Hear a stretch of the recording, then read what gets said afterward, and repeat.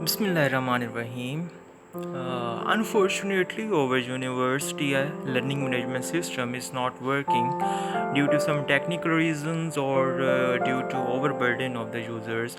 So when you open the learning management system, so here you can see that website has been moved to a new server.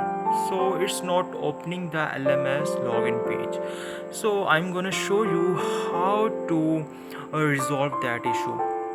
You have to just download the VPN, any VPN, but I am using UltraSurf VPN because it is very safe and it has no ads and no logins. So you just connect it and let's see what happens.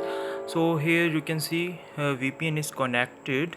You just came here on the BZU homepage and then open the learning management system. Let's see what's happened. Okay, now here we go. You have just opened the learning management system. You just enter the ID and the password ABC 1 2 3 4 5 6 and then log in. You can use any VPN, not this UltraSurf VPN, but it's very safe VPN. That's why I'm using this. So here you can see the dashboard and you can enjoy your lectures.